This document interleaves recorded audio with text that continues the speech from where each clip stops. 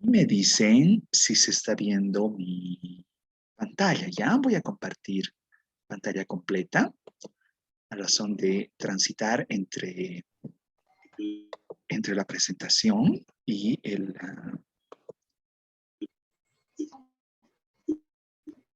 CSS. Y ya se ve. ¿Se logra ver? Sí. Excelente, gracias. Ya, a ver. Agradezco los envíos que me hicieron sí, por favor, adelante, adelante, les escucho.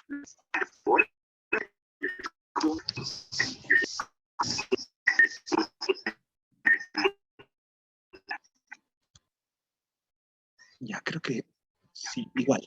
Si es que tienen algo que referirme, agarra el micrófono, por favor. Ya les decía,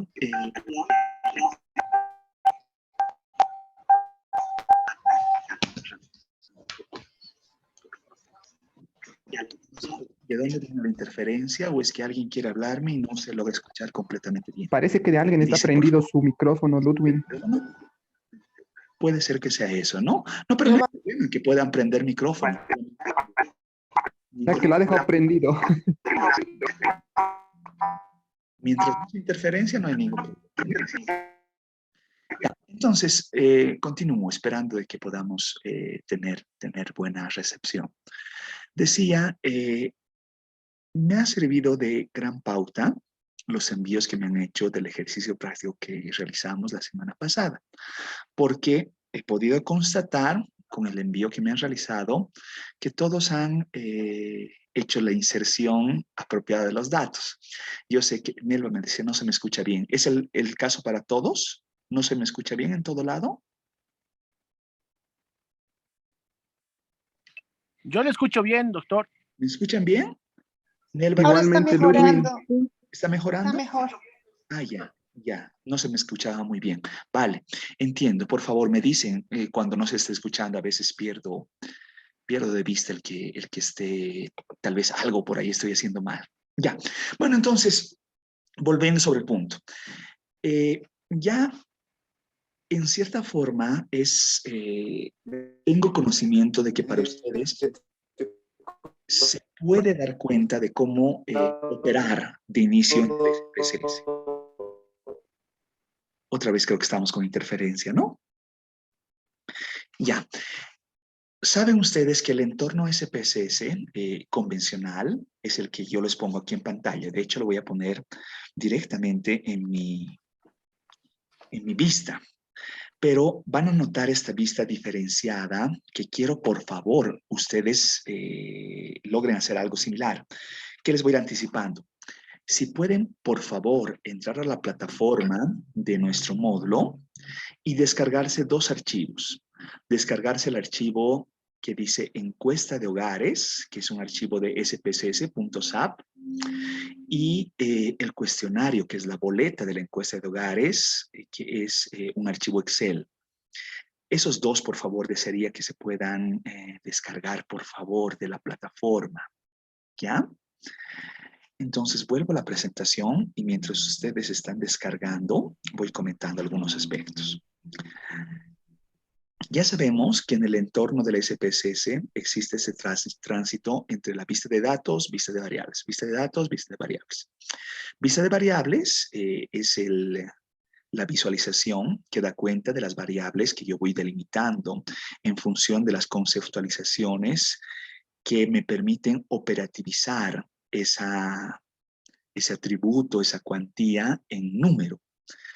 Y cuando yo veo los datos, es que yo tengo la inserción de la respuesta que brinda cada una de esas variables. Entonces, hemos hecho un ejercicio, por favor, aquí quisiera que lo apunten y si pueden realizarle una capturita de pantalla, nos va a ser de gran utilidad. Hemos realizado nuestro ejercicio práctico 1, que hemos hecho una inserción de datos, no directamente en el SPSS, sino lo que hemos hecho es generarnos un formulario en el Google y hemos generado con eso una pequeña base de datos creo que eran de superaban las 100 observaciones, ¿no? Era una base relativamente nutrida porque todos ustedes me habían aportado con 5 llenados del formulario de cada una de esas boletas, ¿no? Entonces hemos hemos hecho como que una captura, hemos hecho un copia-pega de esa base de datos al SPSS y hemos ido transformando las variables para que éstas sean comprensibles en el entorno del programa. Ahora lo que quiero solicitarles no es una tarea que la van a hacer de inmediato, sino que con lo que hagamos la noche de hoy, quisiera que este sea nuestro insumo que vamos a utilizar para nuestra clase del día jueves. Entonces, quiero que se comprenda bien qué es lo que vamos a hacer, posiblemente no en este momento, sino al final de la sesión. Voy a volver sobre la actividad que estoy solicitando. La actividad pide que con la última actividad, la actividad 4, que era de operacionalización de conceptos en variables, para el día jueves, por favor, puedan traer una base de datos pequeñita de muestra ahí no voy a delimitar el número de variables que ustedes requieran, pero por supuesto será vinculada a su operacionalización, entonces deberán existir al menos 2 variables, y posible más, que puede tener 5 a 10 observaciones en cuanto a datos para responder a su pregunta de investigación. Y lo que necesitamos que sea, como me han enviado en el grupo WhatsApp, un archivo .sap, ¿no es cierto? Un archivo que lee el SPSS. Y eso sería la actividad que necesitemos para poder realizar nuestro ejercicio del día jueves. Entonces, por el momento, no necesito que me envíen nada, que pongan atención a lo que vamos a hacer la sesión de hoy, y más bien volvamos a hablar de esta actividad al finalizar nuestra clase de hoy, ¿ya? Pero quisiera que si le pueden a alguien sacar una capturita, a razón de que podamos retomar esa conversación el día de hoy. No sé quién me puede auxiliar, por favor. Igual puedo volver sobre lo mismo. ¿Ya? Sigamos entonces. Recuerdan que el paso 1 que nosotros habíamos hecho la semana anterior, era introducir las variables en nuestra pestaña de vista de variables, considerando algunas características, ¿no? Poniéndole un nombre, poniéndole un tipo que podía ser cadena, que podía ser numérico, dándole una anchura para decir cuántos caracteres va a tomar esa variable en su función de respuesta. Si es que esa variable, en el caso de ser numérica, requería tener decimales, o yo decía 0 decimales y estaba relacionando una variable entera. También podía ponerle una etiqueta, donde en la etiqueta nosotros hemos puesto la pregunta asociada a esa variable. Esto no lo he explicado, pero lo vamos a ver ahora con más datos, el tema de valores. Sí, eso lo he explicado. Valores que nosotros relacionábamos, la cuantitativización, de decir, si teníamos 2 resultados, voy a dar el ejemplo de la variable sexo, cuyos resultados son hombre-mujer, entonces yo asociaba a hombre con 1, mujer con 2, por decir algo, ¿no? Eso era con valores. Perdidos, se da cuenta cuando existe en las opciones de respuesta una opción que diga no sabe, no responde, ¿no? Entonces uno puede poner un 99999 como una variable codificada para que no sea entendida como una cuantía, sino como un valor perdido, un missing value. Lo voy a explicar eso con más detenimiento. En cuanto a columnas, alineación, medida, son características de forma que no alteren nada nuestros datos. Por eso ni he buscado explicar nada para no complejizar ese ejercicio que debía ser muy simple. Y luego, como paso 2, teniendo las variables delimitadas, introducíamos los datos, ¿cierto? Entonces teníamos algo similar en visualización a lo que ustedes están viendo en pantalla, ¿no? Donde hacíamos en su momento algunas recomendaciones para la inserción de datos. Requeríamos codificar las variables con números para poder procesarlas con facilidad en las máquinas. Se asignaban etiquetas, que en algunos casos las etiquetas vinculan la numeración que trae consigo los resultados posibles de cada una de las variables. Por ejemplo, en el caso de sexo, uno decía 1 hombre, 2 mujer. ¿Puedo poner otros números? Por supuesto que sí, ¿no es cierto? Simplemente aquí es una notación convencional con la que se estila codificar la función de respuesta. Van a ver cómo maneja la encuesta de hogares, que es similar a lo que estoy mostrando.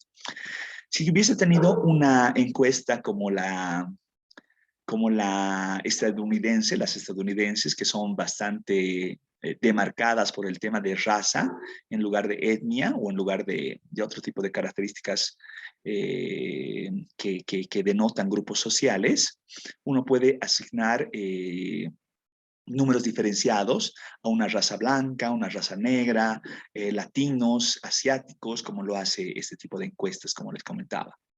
Uno también puede tener en cuenta variables que son más de tipo perceptual, como por ejemplo hacer una pregunta de cuán feliz usted es con su vida, por decir algo, ¿no? Y uno puede relacionar en una escala valorativa, de decir muy feliz, bastante feliz, no demasiado feliz, o la adjetivación que convenga. Y uno puede ir asignando respuestas particularizadas, como decía, un 0 que relacione un no sabe, o un 99 que relacione el no contesta, o no sabe, no responde. Estas situaciones deben ser tenidas en cuenta porque es lo que se conoce como la data faltante. Solamente para referir, esto lo voy a puntualizar viendo más datos, pero en el enfoque cuantitativo, la no respuesta también es una respuesta. ¿Qué quiero decir con esto? Uno puede preocuparse en una consulta cuando muchas personas optan por no responder, pero más allá de la preocupación de por qué no nos están respondiendo, es encontrar los causales de por qué las personas no desean responder a esas preguntas. Por ejemplo, cuando uno pregunta ingresos, en el caso boliviano es bien complejo preguntarte de cuánto una persona gana, porque se presume, si digamos fuera un Instituto Nacional de Estadística, por decir algo, que el destino de esa consulta puede tener fines que tal vez no son muy agradables para el usuario, para la persona que está respondiendo. Impuestos, confiscación, pensar medidas que tal vez son obstrusivas para la confidencialidad de los datos que uno tiene, ¿no es cierto? Entonces, se ha estado gestando, en el caso boliviano, toda una ley, ¿no?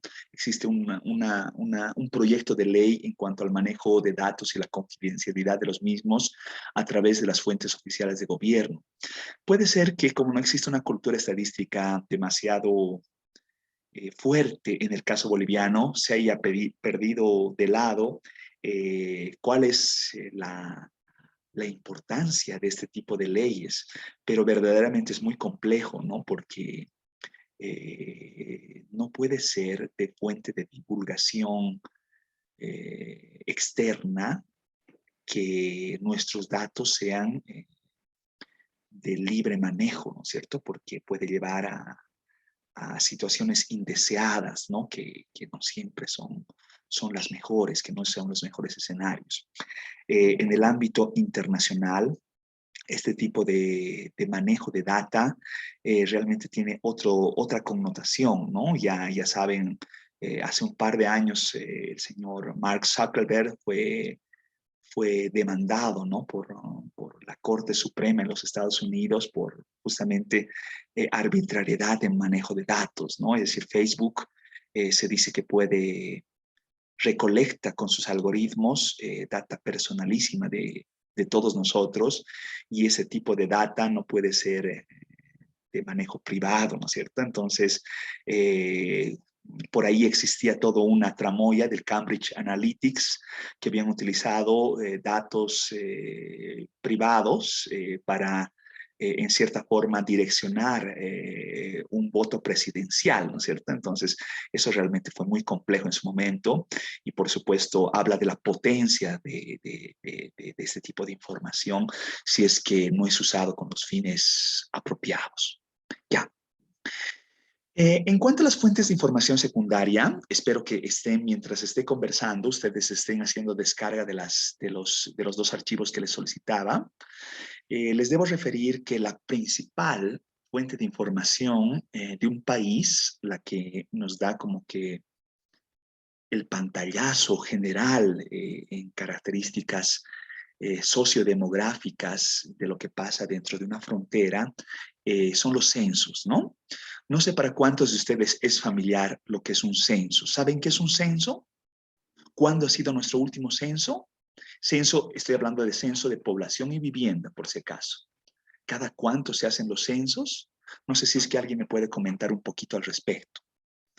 Si saben algo al respecto. De hecho, creo que había dado alguna referencia en el primer video que les he compartido como complementación a nuestras clases, ¿no? Que les compartí el día viernes. ¿Alguien me puede comentar un poquito respecto del censo? ¿Qué es un censo?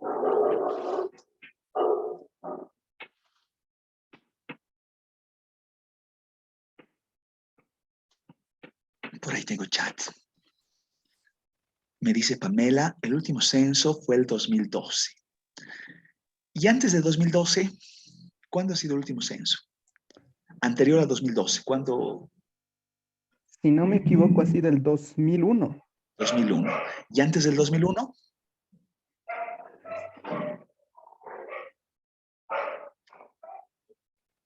¿Y cuándo será el siguiente censo? ¿Cuándo se presume que será el siguiente censo? ¿Será este año?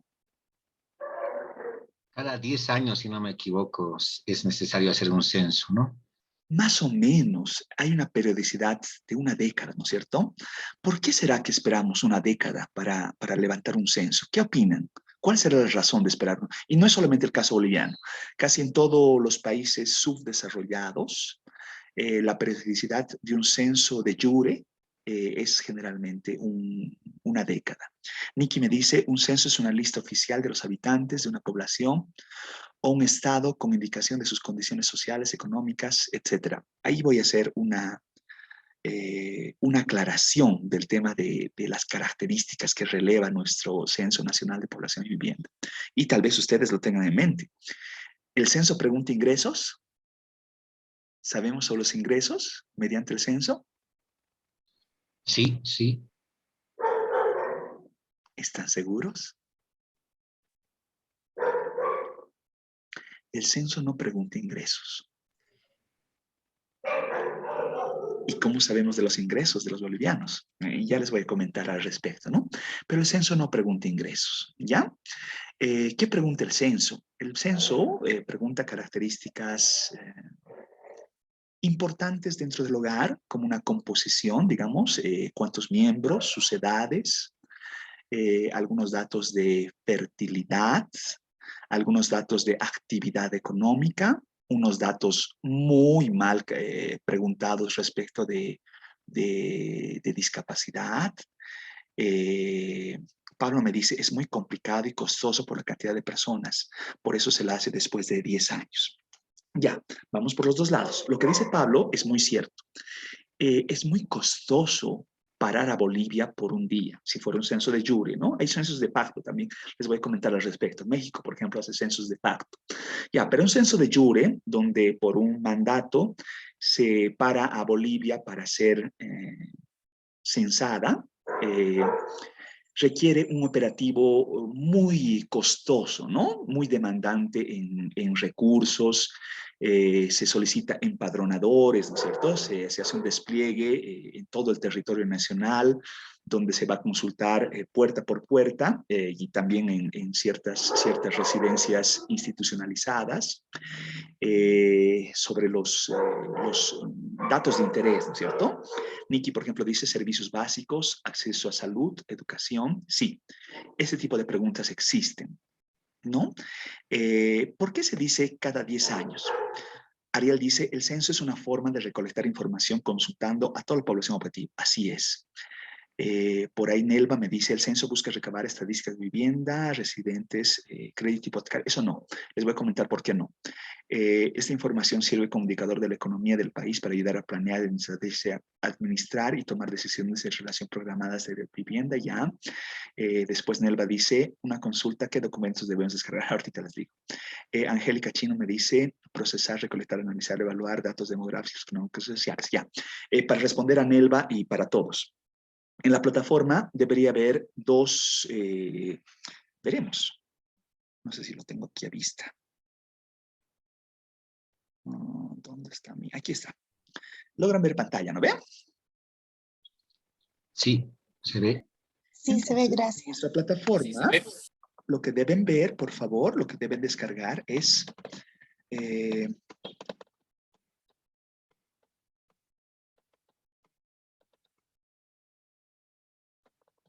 este primer archivo.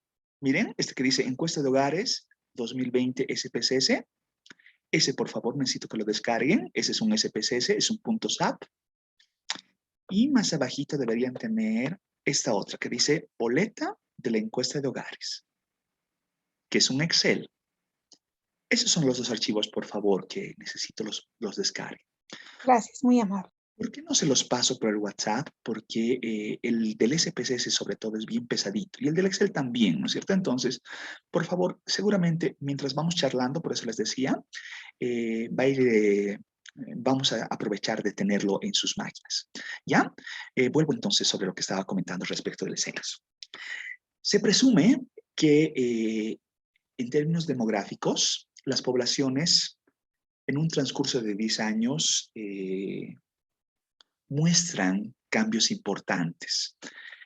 Cambia la composición de la pirámide demográfica, cambia el componente de la población económicamente activa respecto de la población económicamente inactiva, la geografía cambia, el aparato infraestructural cambia.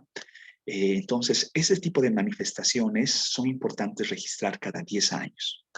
Sería impensado realizar censo todos los años, ¿no es cierto? Por esto que estamos hablando, lo costoso, porque en cierta forma se perdería estos cambios que cada década se los puede registrar de mejor forma, y esta es una razón bien fea la que les voy a comentar, porque nuestros registros administrativos son sumamente deficientes. Les pregunto, y esto es una curiosidad para que quisiera que alguien me la responda.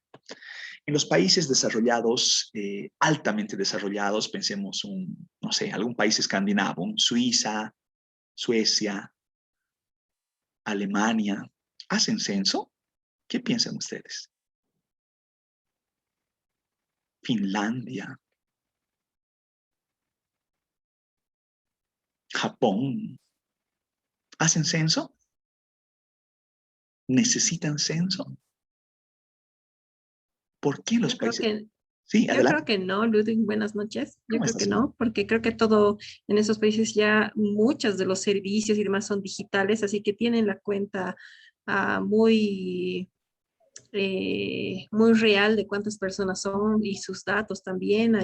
La mayoría de las transacciones se hacen por internet, muchas cosas que ya están muy digitalizadas, digamos, ¿no? No sé, creo que hay un soporte técnico, no sé cómo decirlo, Ya. para casi todos los servicios, ¿no? Ya, a ver, va por dos lados. En algunos casos es una cultura estadística bien arraigada. Por ejemplo, a pesar que pareceríamos, estamos hablando de la modernidad, yo conozco de cerca el caso del relevamiento de información en Suecia. Todavía el tema de los registros administrativos se lo hace por vía telefónica. Entonces, resulta que llega una carta a mi trabajo y en el trabajo dice, señor, tantos, usted debe responder a nuestra consulta para actualizar los datos, ¿no? Refiero. Y su cita es viernes 26 a las 10 de la mañana. Entonces, uno sabe que viernes 26 a las 10 de la mañana tiene que estar para responder telefónicamente a la consulta del Instituto de Estadística, ¿ya? Eso en el caso boliviano es impensado, ¿ya? Independientemente de eso, la modernidad ha hecho de que muchos de nuestros registros sean digitalizados. Pero más allá de eso, algo que es sumamente preocupante. ¿Cuándo en Bolivia una persona empieza a ser número? ¿Cuándo uno sabe que es registro, es ciudadano boliviano? ¿Cuál es el momento inicial para ser ciudadano boliviano? En el caso boliviano.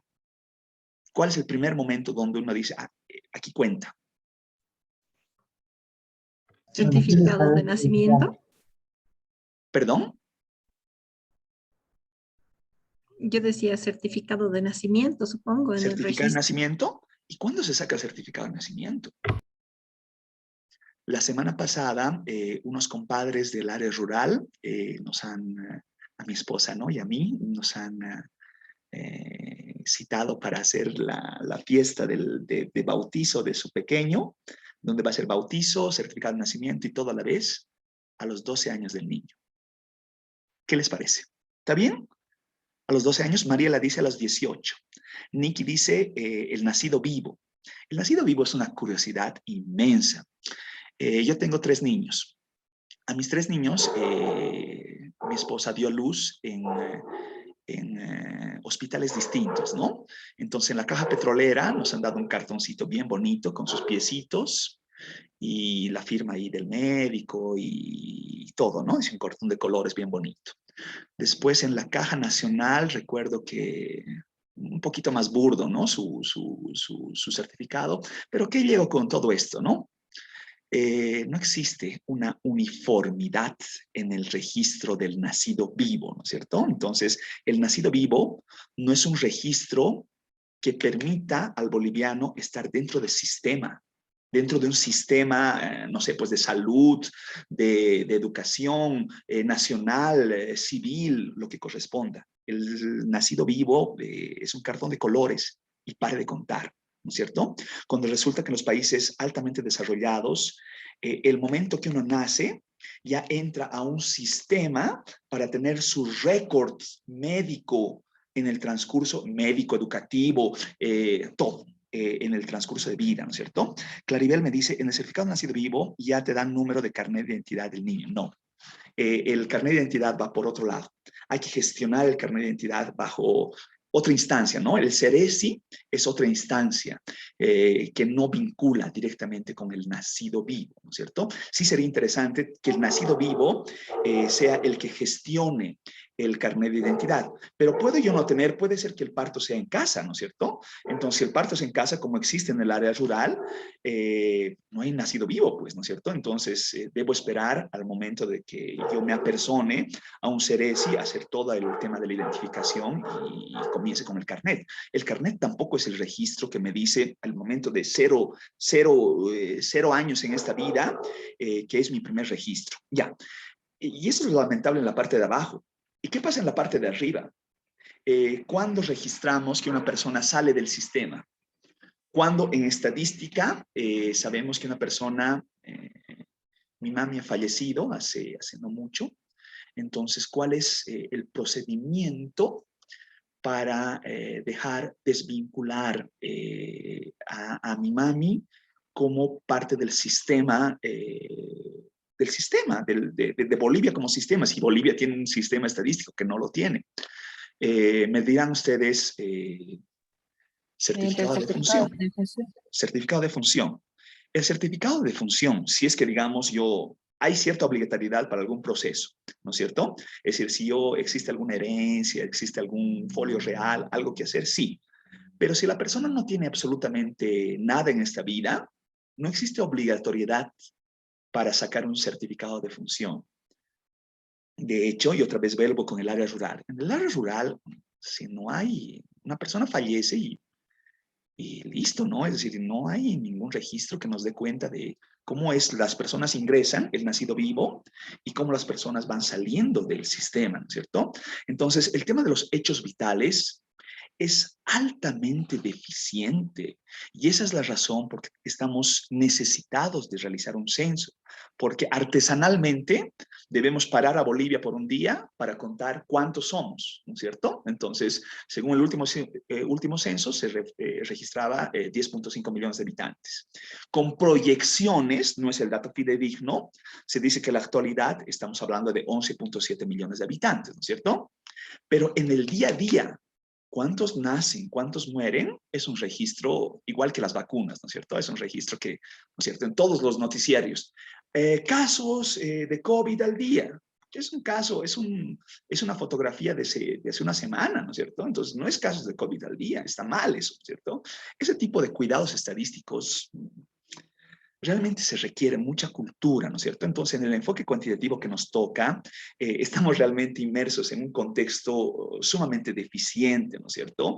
Cualquier empresita privada se da la tarea de hacer una encuesta de intención del voto que son, pues, altamente desinformantes, ¿no es cierto? Que no siguen un protocolo estadístico sumamente eficiente y divulgan nomás datos, ¿no es cierto? Entonces se ponen a levantar datos a las afueras de un supermercado y con eso presumen con pompas, ¿no? En un canal noticioso, con el 95% de confiabilidad y resulta y dan, ¿no? Parafernalias estadísticas que realmente presumo que no deben saber ni de qué están hablando, dan cuenta de resultados que son altamente tendenciosos, ¿no es cierto?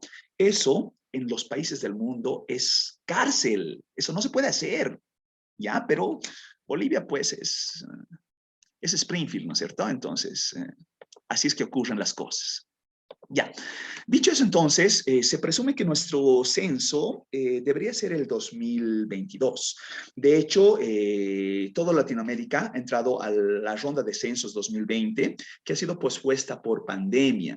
Hay algunos países que ya han realizado toda la etapa precensal, que es muy compleja porque requiere actualización cartográfica, requiere una serie de tareas que, les soy sincero, yo dudaría mucho que se estén cubriendo desde este momento, ¿no es cierto? Entonces, todos esos aspectos no están del todo claros. Como no existe una periodicidad cercana y necesitamos tener los datos día a día, y de hecho el censo hay algunos aspectos de vida que no los pregunta, por ejemplo el tema de los ingresos, se realizan encuestas basado en un marco muestral del censo y a través de estas encuestas se trata de capturar ciertas temáticas particulares. Por ejemplo, la encuesta de empleo, que es un panel que da seguimiento a las mismas unidades observacionales a lo largo del tiempo, o las encuestas de demografía y salud, le han quitado la N a la última, ahora es ETSA nomás. Dan cuenta de aspectos importantes, ¿no? Como el tema de las inmunizaciones, el tema de la violencia intrafamiliar, el tema, bueno, hay temas bien interesantes, importantes, que complementar el censo. Y por supuesto, de las encuestas, si no la más importante, es la encuesta de hogares. La encuesta de hogares brinda la complementariedad en periodicidad anual de lo que es el censo, ¿no es cierto?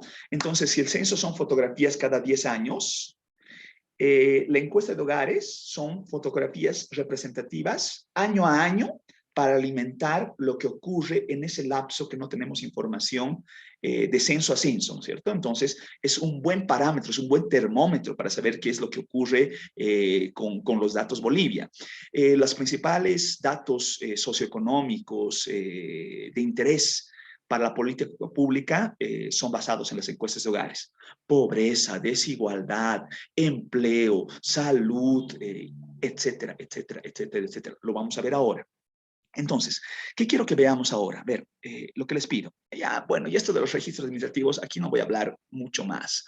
¿Por qué? Porque resulta que el tema de los registros administrativos, ya decía, ¿no? Son altamente deficientes. Ni del carnet de identidad, ni del registro civil, ni ahora que estamos queriendo actualizar con el carnet de vacunas, pueden hablar, son subregistros, ¿no es cierto? Son registros que recortados, con información deficiente, incompleta. A mí realmente me apenaba, a mi guagua de 8 años le he hecho vacunar a finales del año pasado. Yo esperaba, digamos, que por lo menos en mesa haya alguien con un ordenador que llene sus datos y nos brinde un registro impreso. Pero lo han hecho papel y lápiz, ¿no? Es decir, posiblemente por la falta de personal, falta de equipos, desconozco, ¿no es cierto? Pero así es que se está dando, ¿no? Los registros que ya debería ser esto, una necesidad que sean digitalizados, pero bueno, el carnet de vacuna, en cierta forma, está permitiendo brindar algún tipo de tecnología a lo que se está solicitando. Qué gran oportunidad hubiese sido que este registro de salud permita conocer otros aspectos de vida, de interés, que conecte todo, ¿no? Para los bolivianos. ¿Cómo no vincular el tema de las vacunas del COVID con algún tipo de prevalencia o algún tipo de morbilidad o lo que corresponda? Pero no hay esa lógica, ¿no es cierto? Si uno verifica los datos, por no ir lejos, ¿no? De Chile, por decir algo, realmente todo está conectado, ¿no? Y uno puede saber incluso las últimas visitas médicas y uno puede verificar en sistemas, ¿no? Cómo es que se está dando cierta lógica de cuidado comunitario respecto del COVID. Ya, vamos un poco más. Ahora sí vamos a ver un poco nuestros datos. Las encuestas de hogares son multitemáticas, de cobertura nacional urbano rural, y las últimas, desde 2011, tienen también representatividad departamental, salvo el caso de Pando, que hay una complementariedad que hay que hacer para ciertos indicadores, que se los junta con datos Pando-Beni porque no hay suficiente cobertura. Y aquí digamos una serie, la que está disponible, se entran al INE y pueden descargarles libre, ¿no? Es Open Access, del 99 al 2009 y del 2011 al 2020. Del 2010 yo he estado ahí presente, ¿no? Ha habido todo un problema político, legal, de por qué no se ha realizado encuesta ese año, ¿no? Entonces están las encuestas de mejoramiento de condiciones de vida del 99 al 2002. Este era un programa del Banco Mundial que se realizó en todo el mundo. El que quiera saber más al respecto, le puedo compartir literatura. La que les recomendaría es ver los textos de Angus Deaton. Angus Deaton, que a la postre es premio Nobel, ¿no? Entonces, realmente su literatura es de revisión. Para el que guste ver datos, es de revisión indispensable. Luego vinieron una serie de encuestas continuas de hogares que se realizaron como que a lo largo de un año, porque también sirvió de encuesta de presupuestos familiares. Y a partir del 2005 al 2009 cambió su nombre a encuestas de hogares, ¿no? Y ahora existen otro tipo de encuestas más puntuales, como la encuesta de medición de igualdad de oportunidades, la encuesta de violencia intrafamiliar, la encuesta de movilidad social. Realmente un montón de encuestas ahora que complementan todo esto, pero hay que cuestionar muchas de ellas su representatividad y su poder en cuanto a los resultados. ¿Qué es lo que les pedía? Espero que lo hayan hecho. Les decía, necesitamos descargar el archivo encuesta de hogares 2020/persona, y necesitamos también, si pueden abrir el Excel, por favor. Si es que habrían abierto, si hubiesen descargado el SPSS, debería haberles abierto este archivo. No sé si lo tienen. ¿Lo tienen? Sí. Excelente, excelente. Sí, realmente me pone muy alegre que lo tenga. Ya, y si tienen ese, espero que también hayan podido descargar este otro. Ese es el Excel. ¿Lo tienen? Sí. Ya. Observaremos un poquitito, curiosaremos, ¿ya? Vamos al Excel, por favor. Me voy a ir a la pestaña, a la portada, ¿ya? Tapa, dice, ¿ya? Tapa, dice pestaña. Vamos a ver la pestaña, ¿ya? A ver, les voy comentando. Han debido ver el primer video que les he compartido el día viernes, ¿no? Y donde les decía, en el enfoque cuantitativo, la inferencia estadística comprende de un universo, de una población completa. En este caso, agreguemos la analogía de los habitantes de Bolivia, de los 11